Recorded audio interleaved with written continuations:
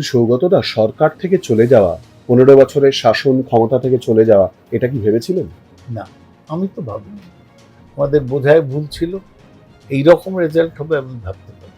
এটা কিছু লোক উস্কে দিয়ে এটা করার চেষ্টা করছে। খুব আনন্দ যে সৌগত রায়কে আমরা হেনস্থা করছি। আমাদের কর্মীদের মনোবল থাকলে আমাদের কর্মীরাই রেজিস্ট করতে পারে। আইপ্যাকের ভূমিকা? আইপ্যাকের ভূমিকা ধরেননি, খুবই খারাপ।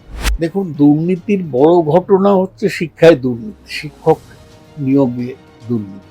আইপ্যাকের ওপর এখনো তো কর্মীদের নেতাদের অনেক ক্ষোভ আছে। নমস্কার, এই সময় লাইভে আপনাদের স্বাগত। আমি শিলাদিত্য। এই মুহূর্তে আমরা রয়েছি তৃণমূল সাংসদ সৌগত রায়ের কাছে।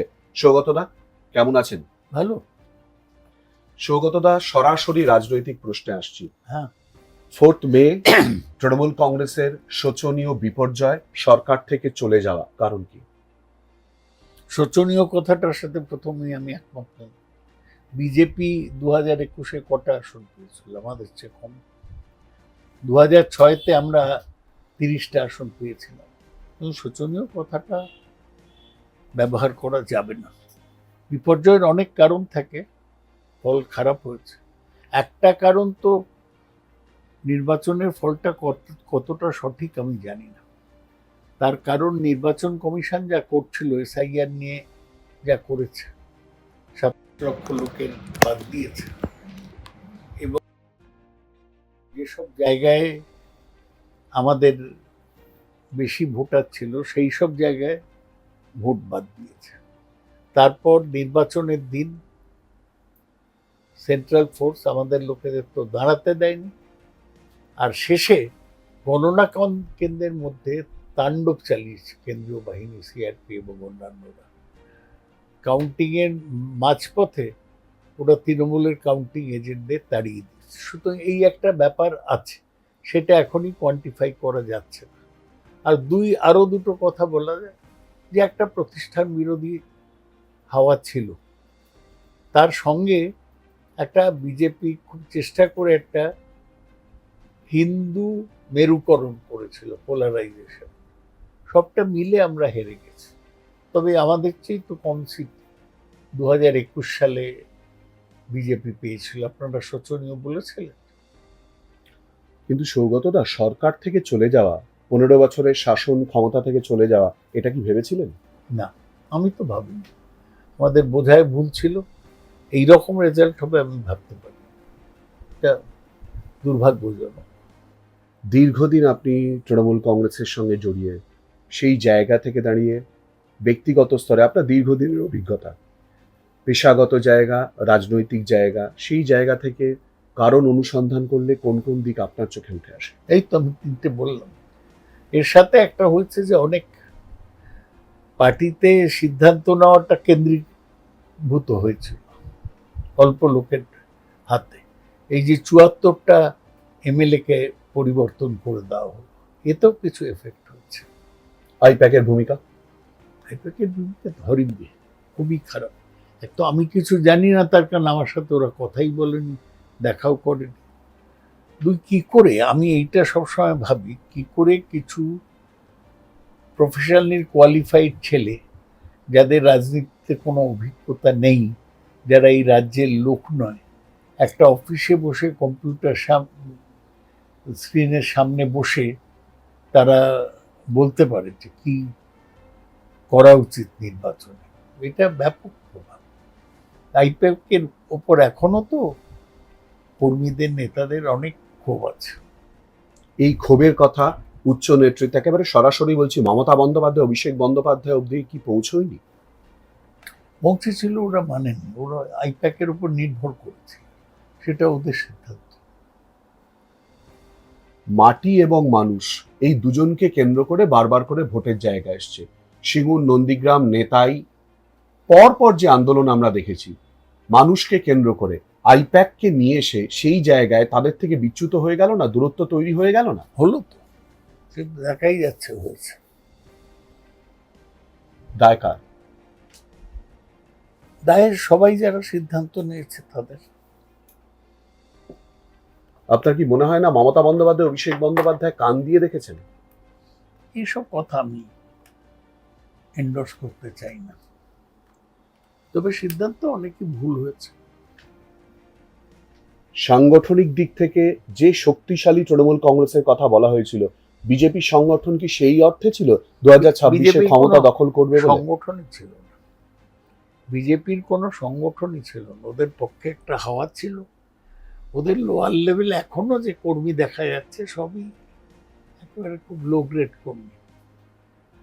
ওদের পক্ষে হাওয়া ছিল, আর ওদের কেন্দ্রীয় সরকারের সমর্থন ছিল।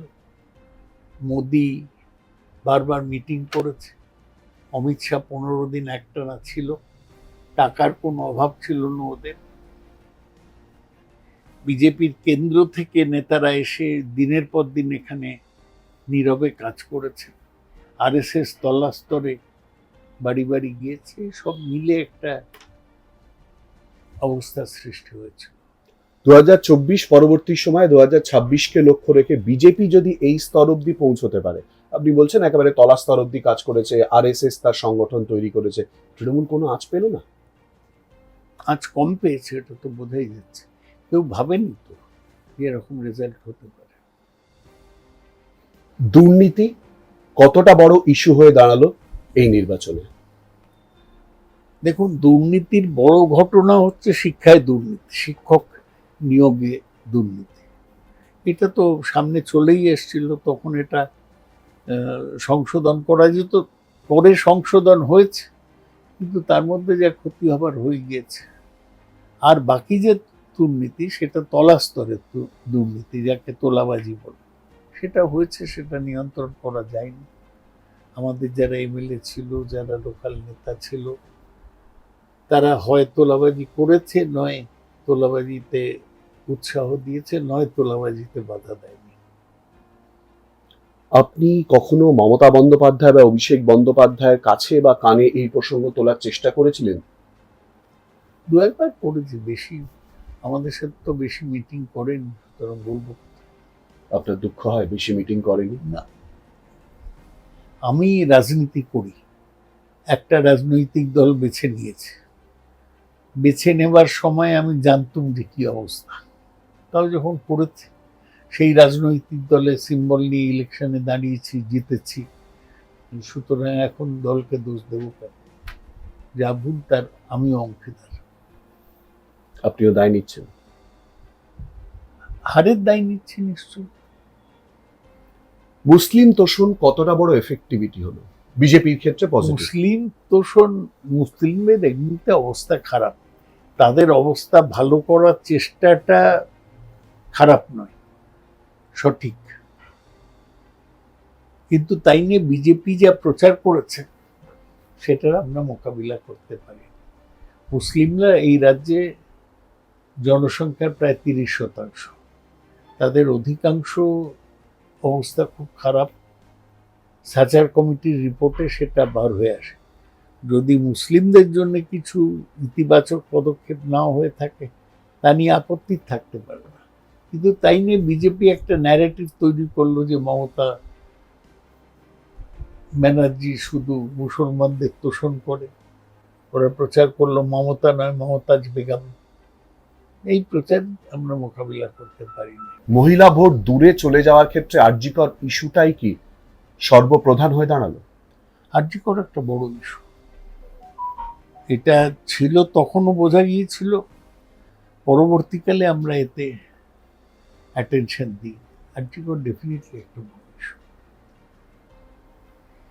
সৌগতদা, দলের ওপর মহল থেকে নিচের মহল, আপনি একটু আগে বললেন যে দুর্নীতি ইস্যু, সেটাকে অ্যাড্রেস করার বিষয়, দুঃখের জায়গার কথা বললেন, এটা কি আরো বেশি পরিমাণে আরো আগে থাকতে আটকানোর চেষ্টা করলে কোথাও একটা সামলানো যেত বলে মনে হয়?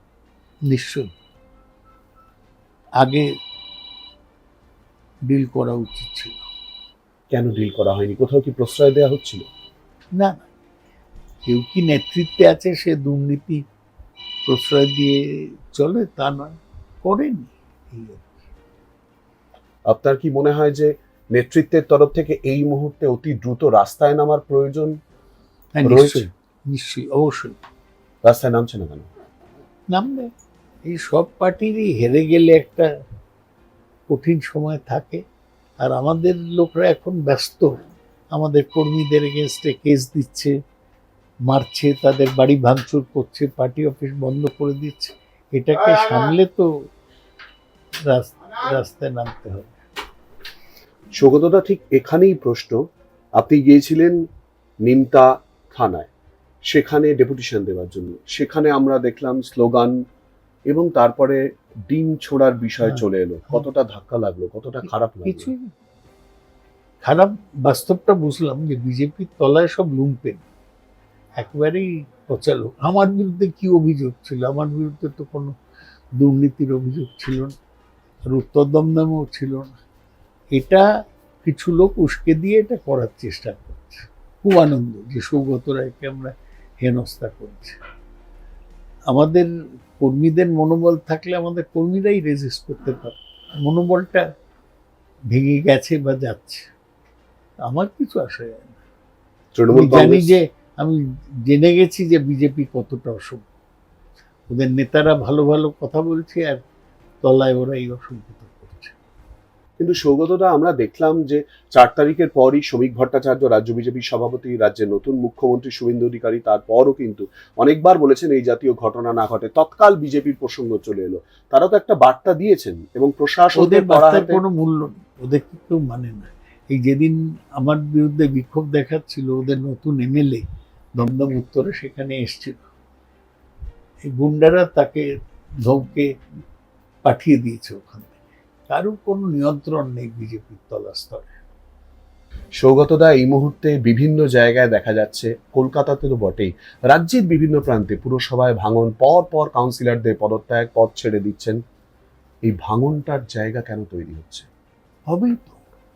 যে কোনো, তোমরা রাজনীতি তো করোনি, যে কোনো রাজনৈতিক দলে কিছু লোক থাকে যারা দুর্বল, যাদের মনের জোরও নেই, কোমরের জোরও নেই, তারা সবসময় নির্বাচনে পড়ে। কিছু লোক থাকে সুযোগ সন্ধানী, তারা সবসময় এরকম করে।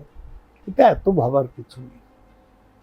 কিছুদিন পরে এই যে জোয়ারের জলটা বেরিয়ে যাচ্ছে, কিছুদিন পরে ভাটা পড়বে, তখন বেরিয়ে যাওয়া হবে। আর সংবাদ মাধ্যমে তোমরা যত তৃণমূলের সব ভেঙে যাচ্ছে বলছো, তত তো হয়নি। কোথাও ভাঙছে না বলে আপনি বলছেন, ভাবনার বিষয় নেই বলে বলছেন। বললুম বাংলায়, আমি কি বললুম কোথাও ভাঙছে না? আমি বললুম যে যা ভাঙছে তলাস্তরে এবং কম লোকের মধ্যে।